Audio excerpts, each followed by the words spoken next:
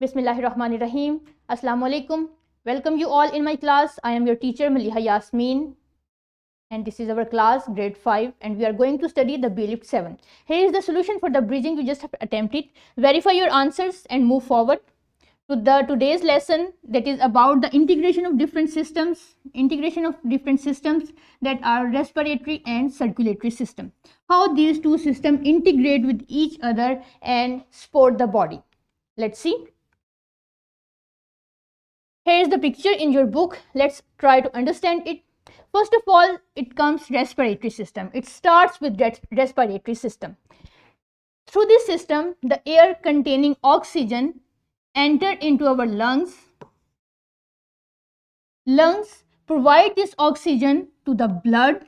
Blood carrying oxygen enters into our heart, and heart distribute this blood throughout our body. Our body consumes the oxygen in the process of making energy, and then it becomes oxygen deficient. The oxygen deficient blood again enters into the heart. Heart send it into the lungs. Lungs oxygenate it once again, and the cycle repeats itself again and again and again throughout our year, throughout our life. This is how the two systems, respiratory system and circulatory system, integrate with each other. Respiratory system provides oxygen, circulatory system distribute it throughout the body. This is how our cells, our body get oxygen. Oxygen is used in making energy in another process, and again enters into the respiratory system to gain oxygen. This is how our body works. This is how the two systems, circulatory and respiratory system, integrate. Now we will visualize this whole process through an animation, जिससे हम बेहतर तरीके से समझ सकेंगे कि हमारी body में ये सब कुछ कैसे होता है. ये आपके सामने एक एनिमेशन है, इसका लिंक आपके डिस्क्रिप्शन में भी है और आपके टैब में भी दिया गया है. आप टीचर्स इसको काइंडली प्ले करें अगेन एंड अगेन, ताकि स्टूडेंट्स की अंडरस्टैंडिंग और विजुअलाइजेशन बेहतर हो सके. या इस एनिमेशन में नीचे एक टैब दी गई है जहां आपको मुख्तलिफ ऑप्शंस बताए गए हैं कि आप क्या डिस्कस करना चाहते हैं. हम देखते हैं लंग्स पे. Lungs, air enters into the lungs. This is how and it is excelled out.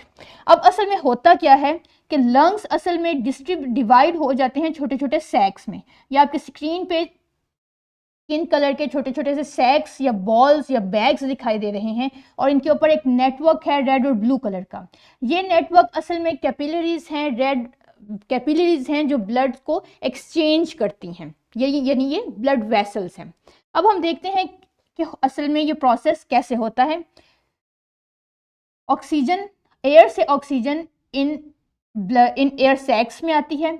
Air sacs से ये ऑक्सीजन डिफ्यूज हो जाती है ब्लड में, और ब्लड का कलर चेंज हो जाता है, ब्लू से रेड की तरफ शिफ्ट हो जाता है.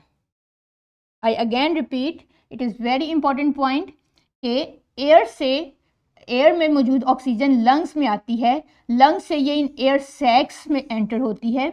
एयर सैक्स से ऑक्सीजन जाती है इन कैपिलरीज में, और कैपिलरीज का कलर इंस्टेंटली चेंज हो जाता है ब्लू से रेड में, जिसका मतलब है कि ऑक्सीजन ब्लड में अब ऑक्सीजन आ चुकी है. Blood has now become oxygenated. अब हम इसी प्रोसेस को देखते हैं एक और तरीके से. ये देखिए, यहाँ से ऑक्सीजन एंटर हो रही है. हवा में जो मौजूद ऑक्सीजन थी वो ब्लड कैपिलरीज में दाखिल होती है, और कैपिलरीज में मौजूद ब्लड वेसल्स या ब्लड कंपोनेंट्स का कलर इंस्टेंटली चेंज हो जाता है, blue, violet and then reds. Now the blood has transferred into changed into from deoxygenated blood to oxygenated blood. ये हमारा ब्लड डीऑक्सीजनेटेड है, और जब वो यहाँ पे आएगा ऑक्सीजन इसको रिसीव हो जाएगी, तो इसका कलर ऑक्सीजन डेफिशिएंट से ऑक्सीजन रिच में यानी रेड कलर में चेंज हो जाएगा, और यहाँ से ये ब्लड दोबारा हार्ट में जाएगा, जो इसको पूरी बॉडी में डिस्ट्रीब्यूट करने के लिए सेंड कर देगा. So this is how the two systems. चलिए यहाँ से हम इसको लेबल कर लेते हैं कि रेस्पिरेटरी सिस्टम कौन सा है और सर्कुलेटरी सिस्टम कौन सा है. ये सिस्टम जो ऑक्सीजन लेके आ रहा है ये है रेस्पिरेटरी सिस्टम, और जहाँ से ये ऑक्सीजन एंटर होती है ब्लड सेल्स में, ये हो जाता है सर्कुलेटरी सिस्टम। और जैसे ही ये यहाँ से जो ब्लू सेल्स हैं आपको दिखाई दे रहे हैं, इनके पास कार्बन डाइऑक्साइड है जो कि एक वेस्ट गैस है। जैसे ही ये कार्बन डाइऑक्साइड गैस लंग्स में शिफ्ट होती है तो इंटीग्रेशन, एक और इंटीग्रेशन होती है सर्कुलेटरी सिस्टम और रेस्पिरेटरी सिस्टम में। So this is how the two systems of our body integrate throughout our life. तो आपको समझ आ गई होगी, अब अच्छे से आपने समझ लिया होगा कि कैसे सर्कुलेटरी सिस्टम और रेस्पिरेटरी सिस्टम इंटरचेंजेबली काम करते हैं। अब है हमारा फॉर्मेटिव चेक। ये फॉर्मेटिव चेक आप अपनी बुक बी लिफ्ट 7 में वर्कबुक में सॉल्व करेंगे। ये उसका एक इमेज है, इसको देख लीजिए। और इसके बाद है थ्राइव। थ्राइव आप घर जाके करेंगे और अपना होमवर्क अपनी टीचर से शेयर करेंगे। अपनी नेक्स्ट क्लास में मिलते हैं।